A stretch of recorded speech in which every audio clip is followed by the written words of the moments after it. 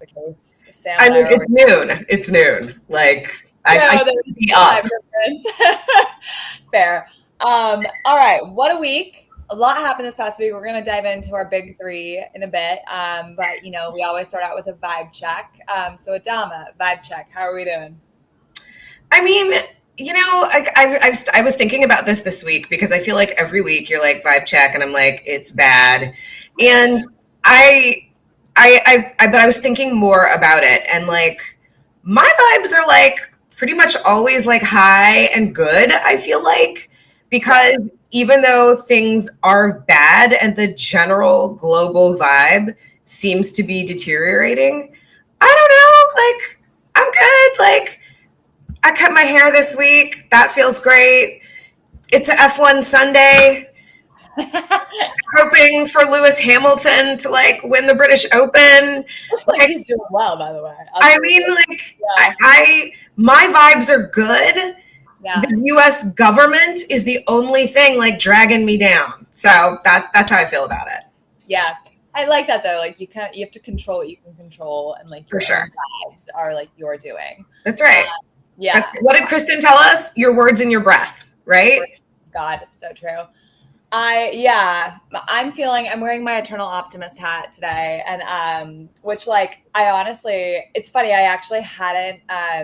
I'm in Sacramento for the week with my parents and my husband, and I packed it, and I kind of forgot about this hat because it was like at the bottom of my like hat basket, which I just felt like was very like sad. So I got it out because I was like, the world is crazy, but like you said, Adama, you have to just control like what's in your world, and I actually am feeling pretty optimistic despite everything. And I don't know what that is. I don't know if it's that we're now in like the second half of the year and it's kind of like, okay, can't control January through June. That happens. So just like look forward and do what you can. So yeah, I don't know. My husband and I are also just contemplating like so many different life moves and like blowing everything up and just seeing what happens. And so I'm like, come at me, life. That's right. Sam, what about you? I'm like a little frenetic. I feel like this week I've been like, you know what? Just like take everything as it comes. Like you don't have to stress yourself out about this. Don't worry about it. But your blood pressure. And then like at some point last night, because it took me a minute, I was in LA for the weekend and I had like it was struggle bus getting home because of flight delays. And at some point last night, I was like, "No, you've done too much chill. Like, bitch, you got stuff to do. Like, what are you chilling for?" So now I'm looking. I'm like a little bit of the Sunday scaries today. Oh, I'm sorry. I hate that feeling. But is it that you have scaries because you don't want to do the things on your list? It's just like when there's so many things you have to do, but none of them match each other. Yeah. Like they're all in different places for different purposes. So it just seems like way more. It's not like just like I have to clean my house. It's like I have to clean my house. I have to get my car washed. I have to get an oil change. I've got to pick up dry cleaning. Best run ever. Yeah. Yeah. That's tough. I have meetings like 6 a.m. to 7 p.m. tomorrow. So it could also be that. That would do it for me. Day. Why do you have meetings at 6 a.m. tomorrow? That's why it's a hat day. Because the East Coast exists. Damn you people. Unfortunately, because it's 9 for them, and I've got quite a few people over on that side of the continent. Yeah. Yeah, that is fair. There is a whole freaking country in between us. The converse of that is if you work with a West Coast company on the East Coast, your mornings are pretty much free until 10, like until people start like. Right. But then your nights might actually go quite long. Fair. Your nights go to like 8, 9. You get the short end of the stick either way. It just depends on whether you're a morning person or a night person. So right. I try not to do that to my East Coast folks. I try not to put anything that's like after 3 hour time. Yeah. I straight up, if somebody invites me to a call now that's like before 8 a.m., I'm just like decline. Like yeah. Outside of working hours, thank you for trying. Yeah, like I've really set boundaries because I'm like one of those girlies where if I don't get like some sunshine and a workout and like have my coffee time to myself, like before I dive into work, I'm not a happy person. So it's going to benefit everybody if I'm just not there. But anyway, okay, this week was wild. So before we talk about the big three, there were many different headlines. And so we're just going to kind of talk about some news tidbits that hit home for all of us. And Dava, I know it's top of mind for you. Yeah. So because America can't stop telling us how much it hates women, Diddy was not convicted of the biggest charges, quite frankly. He was convicted on 2 counts of violating the Mann Act, which is basically transporting people across state borders for prostitution, which, great. He was acquitted, though, of the racketeering and sex trafficking. And it's really wild to me that he was acquitted of those things, because I don't know how you could watch the one video that we did see of him beating Cassie, her trying to get away in that hotel, him literally physically dragging her back and not thinking that that was happening to her against her will. I also feel like all of the conversations we had during the Me Too of what a victim can look like, what coercion and grooming and all of these things can look like, how it, just because you've given consent once does not mean that you give consent ad infinitum. And it's very disappointing, because there were multiple women who told their stories. One, I mean, not to get too graphic on a Sunday morning, but like one woman literally said that she participated in these freak offs so frequently that she got nipple infections. Like, I didn't even know. Didn't know that happened. Didn't know that was a thing. Didn't know. Yeah. I mean, Cassie talked about having chronic, like just constant UTIs. I mean, this is not a lifestyle that a woman would choose, right? There's photos of her like showing up at movie premieres covered in bruises. So anyway, it was just incredibly disappointing to me. The only good news is that the judge did decide, while they're like deliberating his sentencing, to not actually let him out on bail, which I think that's a good thing, because it feels to me like this man has so much money, so much power. If he's out, he is a threat to the community. And exactly, like at large, this man is a threat. So we'll see, like maybe he'll get 5 years for this despicable behavior, but it's very disappointing to me. Yeah. This is like people worrying that, someone's going to blow up their car when he gets out. Yeah. Kid Cudi's probably worried about that again. I would be worried if I was Kid Cudi. Yeah, me too. Yeah. Only one who's not worried are the people who make baby oil. Those people are thrilled. Oh my God. Yeah, or whoever's making, I don't know, nipple disinfectant. Because apparently that's necessary. Yeah. Throat cream, like for when. Oh my God. No, it's really, I mean, it's not surprising is like what is so sad about it, because like, yeah, you watched that, you were paying attention to that trial throughout. I kind of just like tuned in and tuned out, because honestly, that kind of stuff just makes me sick. The fact that people like that exist, and that they also interact with like the highest levels of leadership too. Yeah, no, it's gross. Speaking of somebody I find gross, Elon Musk, he announced a third party this week. He conducted a poll on X, and I think roughly like a third of the 1.2 million or so respondents were like, yeah, let's do it. So he's forming the America Party. This comes America? Because America. It comes shortly after Musk severed ties very dramatically, and then walked it back a bit, and then seemed to double down again. I don't know. It changes every day. But he and Trump did not align on the one big beautiful bill and how much it was going to drive up our deficit. And so, which it is. Right. So aiming to give back freedom of what he's described currently as a one-party system, disguised as a two-party democracy, he's introducing this new party, and it's kind of founded on these tenets of fiscal conservatism, deregulation, deficit reduction, free trade, also high skilled immigration because hello.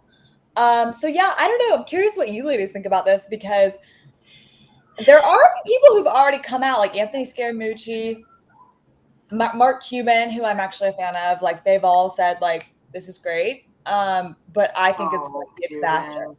What do we think? I mean, can bots vote in this party? Because I think we should be highly skeptical anytime a billionaire comes out and says they're going to solve a problem. Yep.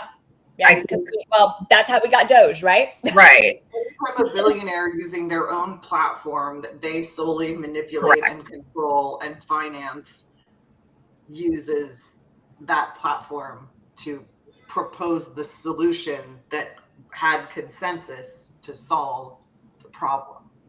Yeah. And again, like the biggest indicator of like future action is past actions, right? So this is a man who takes things that work. Not that our political system is working, to be clear, but this is a man who takes things that works and breaks them. I mean, Tesla, I remember like walking around Tesla years ago with Steve Wesley and other like early investors, and this was going to change the world, right?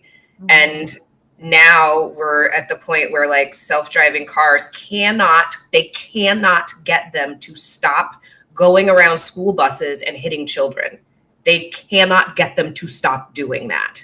So like there's that. And then you have like X or Twitter, something that actually worked. And now I don't know, but like I know people still use Twitter. To me, it's broken. You cannot go on there without 1,000 weird ads. Like you can't follow who you want. You can't see I guess you have to pay for it. But fuck if I'm paying a billionaire for a bird app. Like that's crazy talk. So like, no, this will not work. And him and his friends are going to come in, him and the rest of Peter Thiel and other billionaires. This is their dream. Mark Cuban's great. I'm sure he does like this because this is his friends. Yeah. Yeah. I think the challenge or kind of the dichotomy around it for me is that I would love to see like a new party figure out how to ascend to power right now because I'm not happy with either side at this moment. We would be better if you started it versus letting these. Right, you want to start one, Maddie? Don't tell me with a good time. Yeah. And by the way, like, not that we are like bagging on people who aren't U.S. citizens, but this guy's not even a U.S. citizen. He doesn't even know anything about our existing political system, and he's going to start a new one. Although I will say, I would be more trusting of my husband, who's not a U.S. citizen, starting a political party. I'd be more. I would as well. As far as I know, your husband hasn't broken 15 other things, including our entire civil service. Right. He's also not like creating a farm of women's uteruses to create superhuman babies. I mean, there's that. No, he's a pretty normal guy. But yeah, no, it's, you know what I mean though? It's like both of the parties, I kind of hate the fact that we do have this two-party system and our choices have now become also so polarized at each end of the spectrum where like the people who do represent that like 80% of the middle and like that's what Elon is saying he's going to try to appeal to, which I'm like bullshit.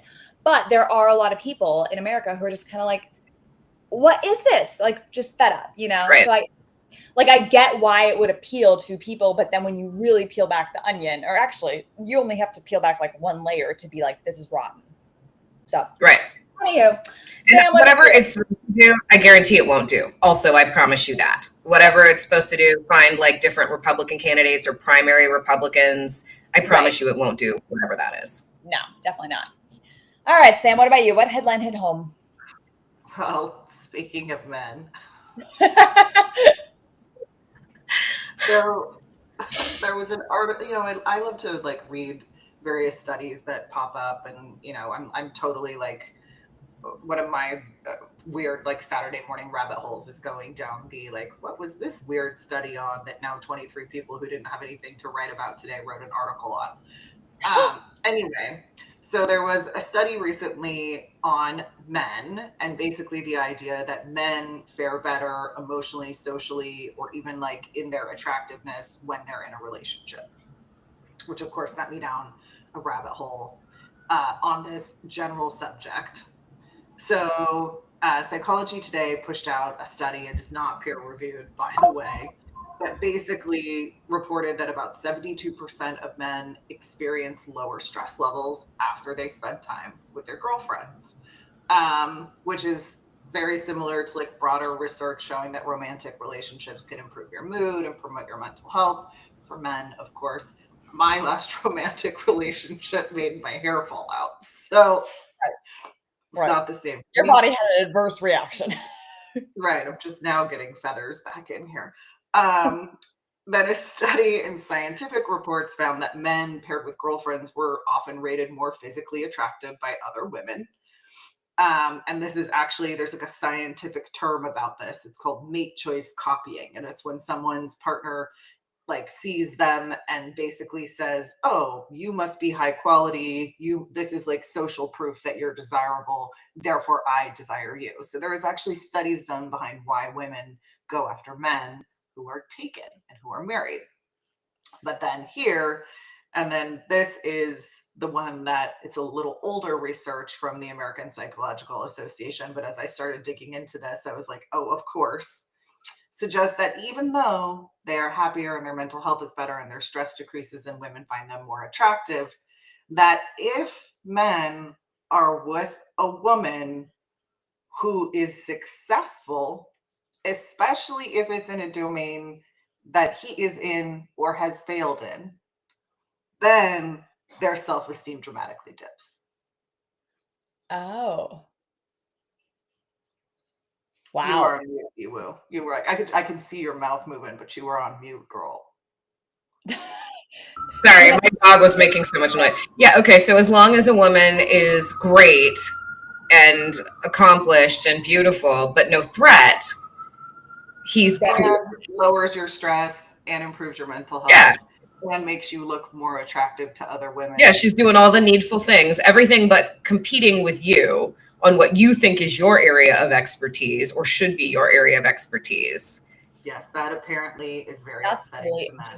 No shock to any woman on this call.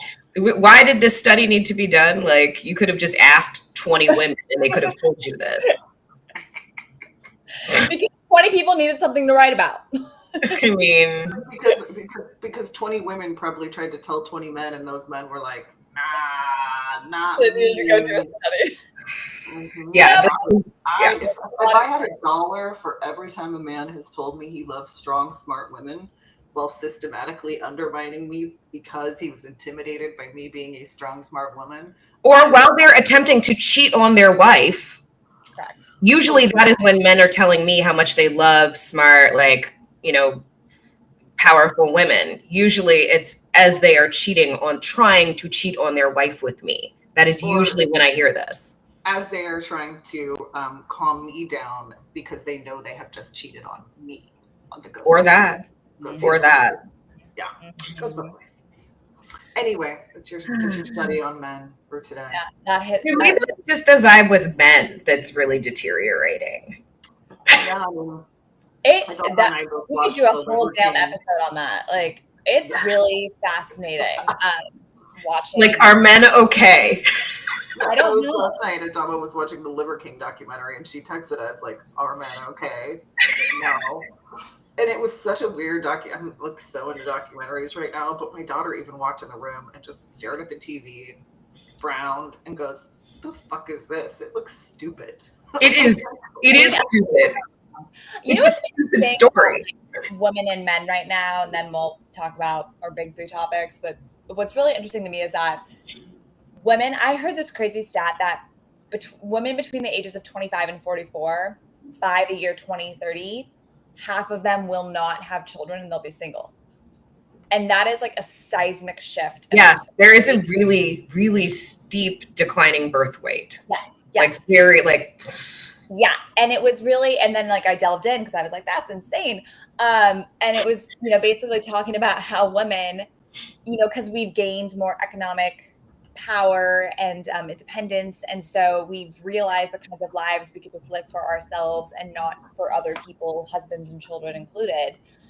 And we have like gained in all this independence, and men are having a very hard time over it. And it's causing a lot of cultural problems. And, I do think that there's this interesting, like, in America, and my husband made this observation. We were talking about it actually with my parents the other night. He was like, America, everything is a zero-sum game. Yeah. Like if somebody is gaining in something, it has to be the expense of someone Right. else. Whereas like he's from New Zealand, and like they were actually one of the first countries to allow women to vote. Crazy enough. I think it was actually written into their constitution like from the time they were formed. Like that was just, you assumed men and women were equal. And it's just not the same way there. Like a rising tide will lift all boats. Everybody can keep gaining in something. And yeah, it's really bizarre to me especially after hearing somebody who's from another country make that observation. I'm like, why is it that women's happiness has to come at the expense of men's? Mm-hmm. I don't get it. Anyway. Yeah, it shouldn't. Yeah. All right, let's dive into the big three. So there were, a lot of news this week, especially, coming up to and after the 4th of July. It just felt like, jam-packed week. The 4th of July was a deadline for a certain piece of legislation that passed. So ladies, let's talk about the big, beautiful bill. What happened? Well, I mean, they got it. President signed it. He wanted to sign it on the 4th of July. Much drama. It passed. Yeah. A lot of back and forth. Sounds like it. I mean, it fractured the Republicans. I mean, it fractured the Republicans. It fractured them to the point that they ran their mouths and still voted for it anyway. I think the good thing in that is that it did relatively, in my mind, it kind of neutered the House Freedom Caucus, right? Like these folks like the Marjorie Taylor Greenes and all of these people who were like, we're not voting for it. And then like rolled over like a cheap tent, like just collapsed, absolutely collapsed. So like, I don't think we're going to be hearing as much from them anymore as loudly. Well, I mean, we might, but now we know it doesn't matter, right? Because like, now we know it is noise. Right. It's noise. And I think that's that's a win for Mike Johnson. This whole thing was a win for Mike Johnson. Let's be clear about that. He came out. If there were winners and losers, he came out a winner. The American people came out huge losers because of everything. They've also very interestingly postponed a lot of the stuff to 2026 so that when it goes into effect, they can very conveniently probably blame a Democratic House and possibly at some point, if there's ever another race election again, a Democratic president. So, cover your tracks, do things in the dead of night. Are like, oh, they're so dumb. I'm like, they're not dumb. They're not dumb. They know exactly what this is. This is tax cuts into perpetuity for corporations and wealthy people. Yeah. And if I was in the Democratic Party, I would have like a doomsday clock set up somewhere online, pushing out every day. The Republican tax cuts are coming for you in 300 days, in 272 days, because people are stupid and they will forget and they'll be like, but they're Democrats. Just like every time you get a new president, a Republican president in there, Democrats raised the economy. The Republican shows up on day one and goes, look at how good the economy is. Like, you didn't do that. He made that, not you. Right. You make that. You broke that. It's the economy, stupid. Yeah. There's a lot of stupidity around economic policy. There is. I did want to talk about like some of the key provisions or lack thereof in this bill in terms of how they'll impact women.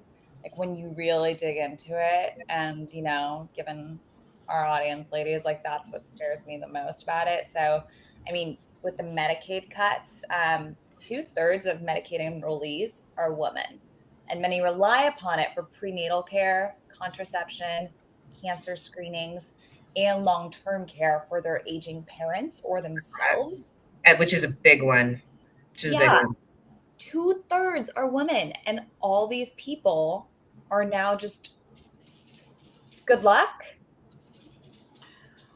And the scary thing is how many people don't realize that that's what they have, right? I mean, especially in a lot of red states, they've sort of like changed the name so that people wouldn't think that this healthcare was coming from Obama. They didn't want him to get credit, so they gave it some like extra super duper name. Like we're Medi-Cal, but it's pretty obvious it's coming from the same place. But it's got all sorts of stuff everywhere, and which is also why it was easy to convince people to vote for Trump when he was saying he was going to take it away, because they're like, well, that's someone else's thing. It's not my thing. I got a different thing. Take your government hands off my healthcare, or whatever they said. The Tea Party. I'm like, and while they're touting like work requirements and all this other stuff, I mean, there's so much about everything that's happening right now that, like, I'm 48, and it just feels like we're doing this again. Like, obviously, they feel like enough voters have forgotten about what the 80s and 90s looked like, that, you know, when you cut funding like this, what you're doing is in the 80s when Reagan did it, you ended up with all these veterans and people on the streets because we got rid of mental health care, right? So this time we're going to do the same thing again, but we're going to do it to elderly people, to disabled people. Like, it's just like completing it. Right. Like we've never gotten back from those cuts previously. Right. You can pay your rent, or you can have dialysis. And if you have your dialysis, you're going to have to live in a tent because you can't afford to pay your rent. I mean, that's, you know, when I first started working in politics, I was a volunteer for Ami Bera's first congressional campaign, which of course the DCCC did not get off their booties for. They let him lose by like a couple hundred votes the first time around. Too moderate, even though everyone wanted healthcare, and even though he was stomping up and down the state as a doctor talking about healthcare access, and we did town halls everywhere. And I helped on the next campaign, and he eventually won. But it was like a tedious 3 years of town halls talking about healthcare access and getting people to understand why they should want a system where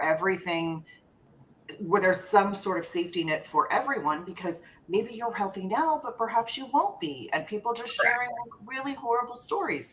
And we have just gotten the like American exceptional spirit of people to the point of, yeah, you know what, I should be okay with everyone having access to this just in case something bad happens to me, to now, well, I already have healthcare, so screw you, I don't mind if yours gets taken away. It's like, holy cow. And that's, I mean, you know, Ashley was born, that was not that long ago, I guess almost 20 years, but still, holy cow.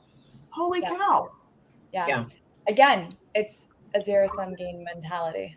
And it's just really sad to me that, you know, on the 4th of July, my parents, they were entertaining, and we had several of our family friends over, and 99% of, like, most of my family friends are conservative. Well, actually, I would argue that they're not necessarily conservative. They're just, you know, diehard GOP fans, as we talked about on our last episode, Adana.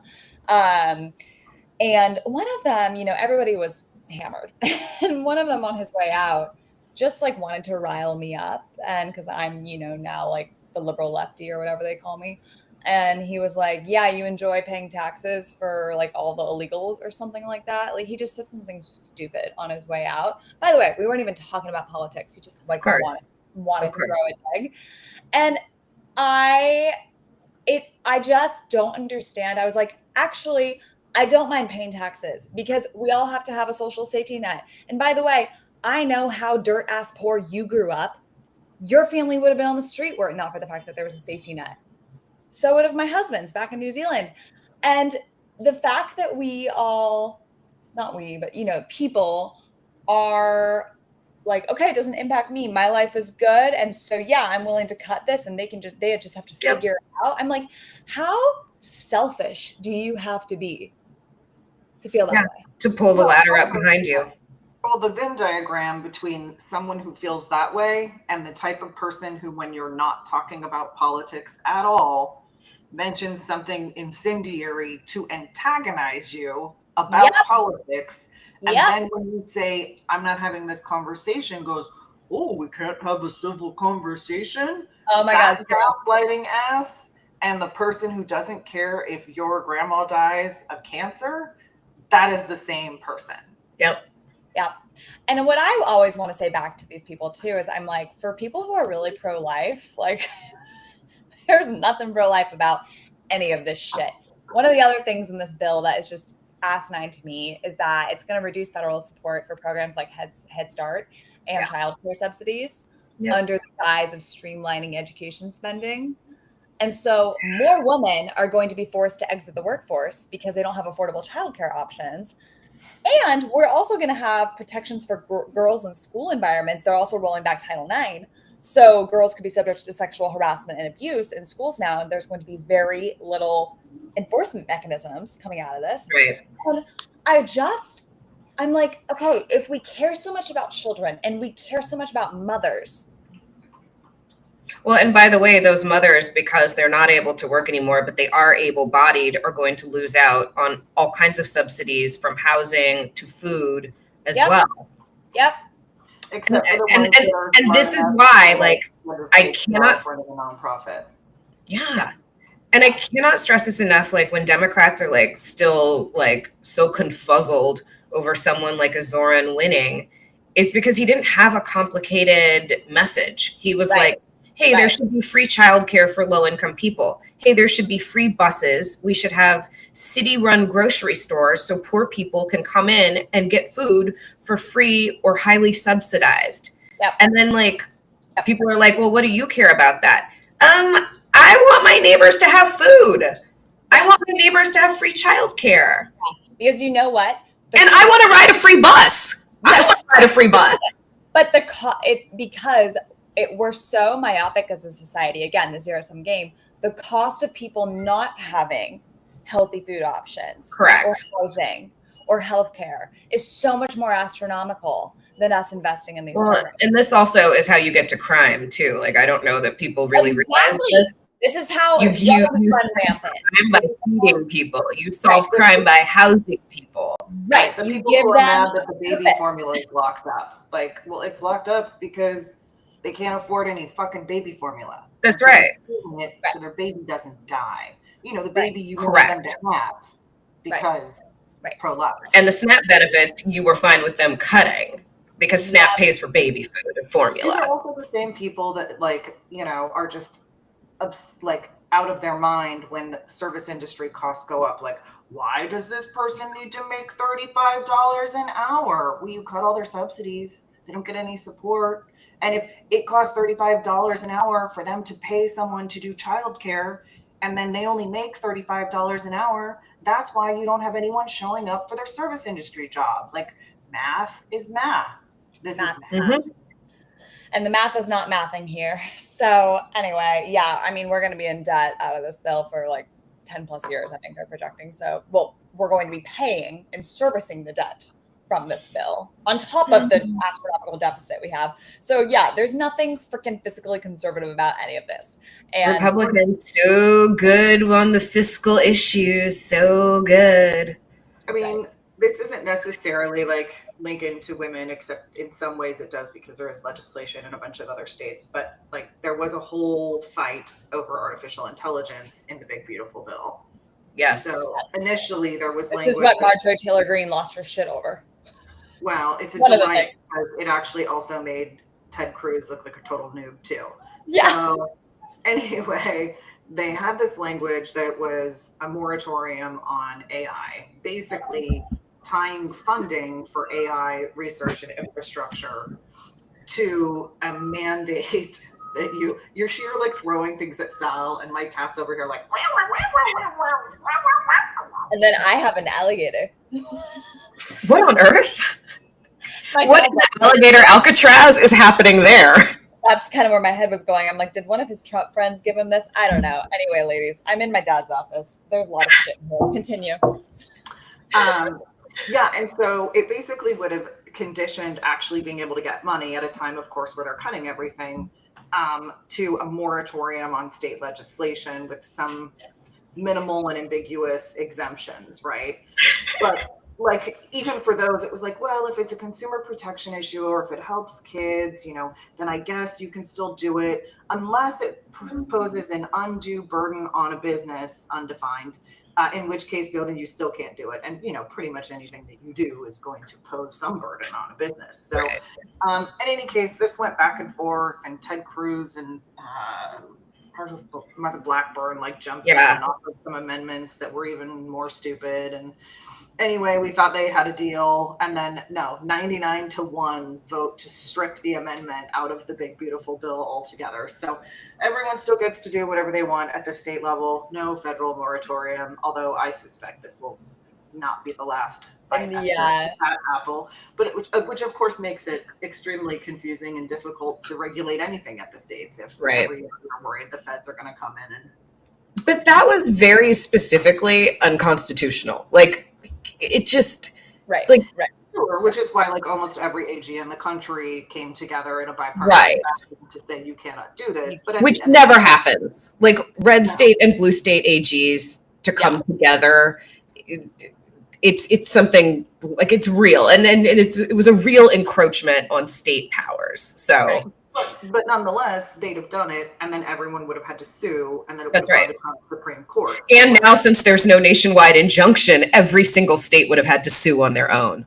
Right. Oh so my this God. would have taken 24, 36 months minimum. I mean, just at least to even suss out what folks could do. And then in the meantime, do the feds, take other punitive action? So just a total mess. And, I think like we've talked about this before. Trump's always very clear about what he wants to do. People call him a liar. Trump doesn't lie. Trump says exactly what he's going to do. And if he says he's going to do something and you want to play fuck around and find out with him, like you can try, but he said what he said and he meant what he said. Correct. Speaking of fucking around and finding out, so Texas. I was reading up. Actually, our former we had a guest named Justin Knighton on the show recently, and he worked at FEMA, and he was talking about just all the Doge cuts and the impact of everything Elon did prior to his exit, and the National Weather Service, they approximately between 500 and 600 employees. It was basically 20% of the National Weather Service workforce. The gentleman in charge of emergency management in Texas who reports to Governor Abbott was at a press conference the other day saying we didn't have enough and accurate enough weather predictions to know that we were going to get like 15 inches of rain in the span of it was like 45 minutes. Yeah, like 25 minutes or something like that. Yeah. There was like 6 inches that fell 45 minutes at one point in the day. And then I think over the course of the day, it was like 15 total or something. There was like a huge surge. But he said, he's like, yeah, there's not enough. And I'm like. And it's like not enough information and, they kind of came back and said, well, we had like 5 people, but it's the advance warning that would have been super helpful to understand like how bad it was going to get and how severe and how fast. Well, and apparently this is something that they have been arguing about in that region since the 80s when they had their last big, huge incident, flash flood. But of course, time has passed and people forget and, et cetera, et cetera. So if you're sort of tracking, and I have been watching, it's just, I know you don't do X, Adama, but there's a whole conversation just going on about this because you had parents who were like, their kids are at summer camp. They go away. They're on vacation trying to get adult time and they're all hustling. There's one family who's like trying to get back from France because their 3 daughters were there, and thank God that their daughters were all right. But, there's this huge debate from people in that region who are just arguing about they should have had the early alerts. They should have done the warning system. And other people are like, well, people should have known. No, it has been dry there for the last X number of years. And the reality is, we are in a changing climate. We're in a climate that is increasingly more aggressive. So if you're in a region that is already even a little bit prone to these incidents, you probably do need an early warning system. Absolutely. And the really morbid thing about American culture is that sometimes, but not always, because of course school shootings are still a thing, sometimes you have to have something really horrific happen, like 25 girls die before people invest the time and political capital into doing the thing that could have kept everyone safe to begin with, right? You have to have something that's it's so horrible and so heartbreaking that people get the political will to do the common sense thing. But even then, Sam, I don't know. Like, I don't think it's going to happen. Exactly. Like, because I mean, take school. Because you'd have to admit that you're living in a changing climate. You'd have to admit that the funding was cut from the federal level. And I saw Kristi Noem in that press conference. She was acting like she was on top, doing a good job. She's like, oh, that's actually not even me. That's actually not even my department. I don't run the National Weather Service. I don't run NOAA. Like, and I'm just like, you came all the way the fuck down here to say what you don't do? Like, bitch, what's wrong with you? She just really likes being on camera, to be quite honest. That's literally all she's doing for. You have to wonder, like, of these people who are looking for their children and have lost loved ones, like, this is when I just really think, like, do you have brain rot that you can watch someone talk like that in the face of your missing child? That's right. And then not come back with, like, and punch them in the nose? I mean, or not just be like, am I in a death cult? Why do these people not care about my child, my life, their health? Why can these people not stop talking about what other people did or should have done? Like, why are we not talking about, we are going to build the best if the federal government won't help us, we are going to build the best in class, whatever, to make sure that this doesn't happen again. Right. No, one undocumented individual gets in an altercation that ends in the loss of someone's life. We got to build 700 miles of wall along the border to keep everyone safe. Rapid flooding takes out like 23 Girl Scouts. And 50 people at this point. Like 50 people are like confirmed dead. Yeah. Collective shrug. Yeah. It's really it's interesting because Nathan and I have talked a lot about how people outside of our country perceive the US right now. And I mean, look at what they just did in France with that mural of the Statue of Liberty, going like, oh my God, what did we do? Like, if that's not indicative of where the US is on the world stage, I don't know what is. And, that's a segue into our next big three. So the final topic, Adama, I know we want to tease a guest that we're going to have on soon, but just taking like a macro view of like how precarious our position is in global affairs, because other people are watching and they're looking at how we are handling our own citizens. So what does that, portend for how we would manage a global crisis? Right. Well, I mean, USAID has ceased all operations now. That's official. Yep. Millions of people around the world are going to die for lack of vaccines and lack of things just like HIV medications, malaria medications, diphtheria medications. It's incredibly, incredibly sad. And that was, whether people realize this or not, that was a large piece of our power across the globe, right? Our generosity and our willingness to export solutions affordably that other people don't have. And it's goodwill, but it's also, those things alleviate or at least limit unrest. Yes, right? They make it safer. They do. Medication, when they're not dying of various plagues, it makes it safer not only there, but everywhere. And again, it's this backwards logic of, well, we don't want any refugees here, but all the things that we would do to support people in their own beleaguered regions, we just don't want to pay for anymore. Where do you think they're going to go? Life finds a way, dude. Like, people believe. So if you want them to stay where they are, this is how you do that. Right. Create safety and security there. Correct. Now, so getting to the tariffs. Not to die anyway. Yeah. Right.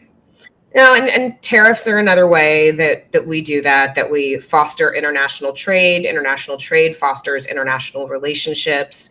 It fosters goodwill. And so Trump has a deadline of like July 9th for, if you recall, like a couple of months ago, he put out like, 50, 100% insane levels of tariffs.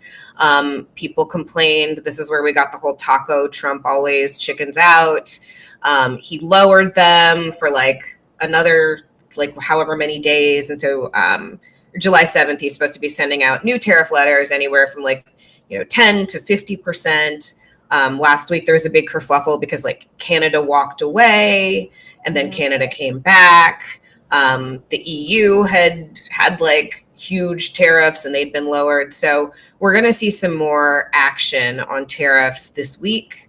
But we are very excited because we are not tariff girlies, really, at all, frankly.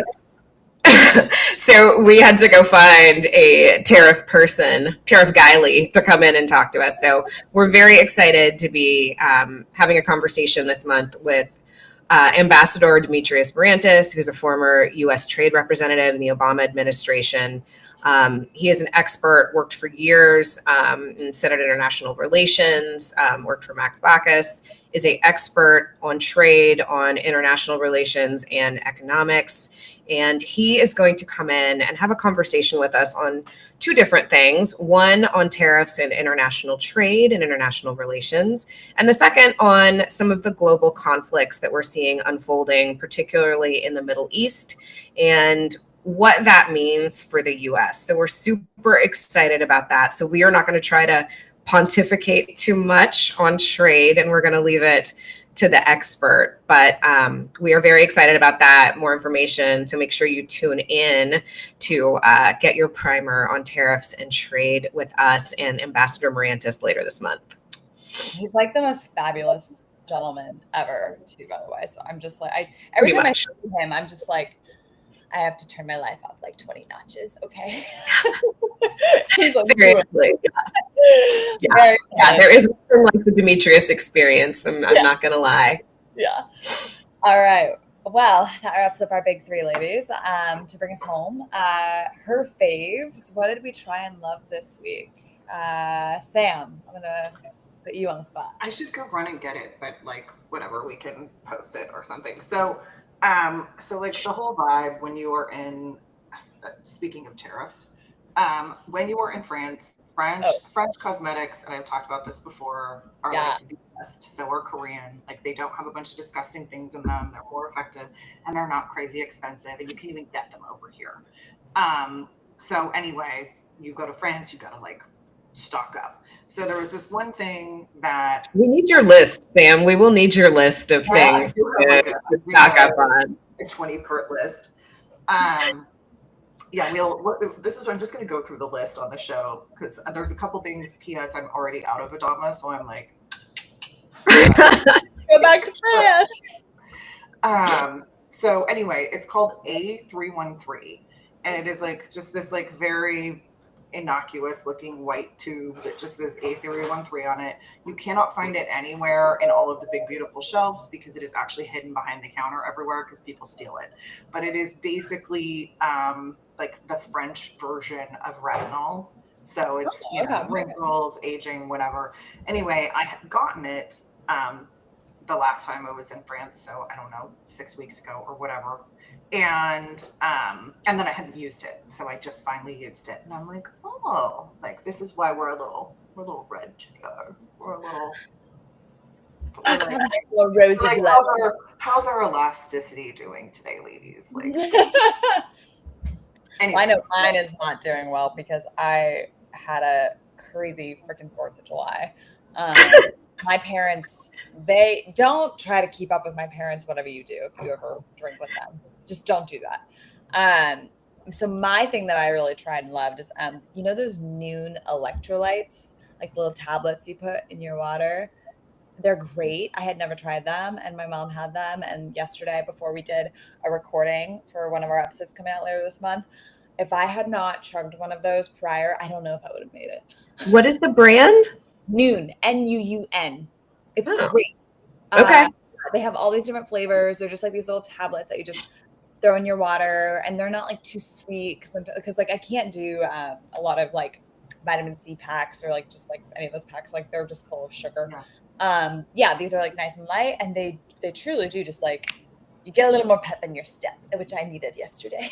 So Okay. that was my product. All right, Dama, what about you? Okay, so I almost don't want to say this, but so I drink Nespresso. I have an espresso machine, the Vertuo machine. This is one of the new spring flavors. That's what they're called. I don't know why in the middle of summer, but they have two of them that are like this. One is like pistachios over ice or something. I don't really like pistachios except like raw pistachios, but this is white chocolate strawberry. Oh my which god. It's like it dessert. is so delicious. Really? Do you not want to share it because you're afraid everyone will buy up the white chocolate? Yeah, because it's seasonal. It's like a seasonal one, so they'll only have it for a minute anyway. But Go stock up, girl. it's so good. That's so funny. Adama's so generous about like sharing, like, this is where I got it, and you should try this, and this is so yummy or so good for you or so fun. And I always know when it's something that's like a limited time only because she's like, my precious. It's true. I don't gatekeep, and so like I very grudgingly will be like, "Okay, this is so good. I want you to know about it, but like, please don't go buy all of it, so I can Please also." don't do that for me. That's hysterical. All right. I don't know. White chocolate I'm not a sweet girl, The so like pistachio that. sounds better to me. I'll drink the pistachio. Yeah, I'm more of a like. I mean, it's not sweet. I don't know how to describe it. It's not sweet. It's like, I don't know. It's almost like, you know how a scone is not sweet, but it has like enough of a flavor to it. You'll be like, I get where they're going. I don't know. I don't know how to describe it. It's delicious. But don't get it. Definitely don't get it. I mean, don't get it. The beverage equivalent of a French pastry. Too funny. All right. And to wrap us up, we always like to give advice on how we're choosing ourselves first going into this week. So I'll start us off. Actually, yeah, it was kind of what I was saying at the beginning. I think I talked on the last time around how I like there's 30 minutes every day in the middle of the day. I usually get out and go for a walk or just like sit in the sun for like 30 minutes and get away from a screen. That has been game changing. But the other thing that's been game changing is like setting working hours and being like, this is it. I do not take calls before this time or after this time. Too bad. That's been pretty game changing for me. So that's how I'm choosing myself first. Sam, what about you? Let's see. This is like my planning ahead. So I like, not that I've referenced this on this show before, but I had like a really bad breakup, and that from a relationship that went on forever. And I had gained like so much weight just being stressed out and COVID and yada, yada, yada. So I like made a promise to myself I would get back to pre-relationship weight. And we are 70 of 100% of the way to goal. So we only have 30% more to go, which of course is like the hardest 30%. Totally. So I was with girlfriends in Marina Del Rey this weekend for the 4th, and you know, I was like feeling myself a little bit, but I'm like, okay, we have to get serious because I have like been half-assing workouts, and I need to whole ass my workouts. Like the whole ass needs to be engaged. Whole ass. Just one half. I'm like, you know, I'm like, not just hyperbole, but literally the whole ass. Yeah. So I'm like, okay, enough. Like we're not gonna spend another 2 years getting this last 30% out. So I've had a couple of girlfriends that have like tried to get me on. Like friend Marva has done like 250 Pilates classes this year, and my friend Stephanie is really into bunda. Yeah. And I'm like, all right, girls, I will try everyone's class. Like we gotta find what my thing is. I don't know what it is, but what I do know is that left to my own devices to lift weights in the gym, I am like doom scrolling in between reps. So I need a little more accountability. Sure. Yeah.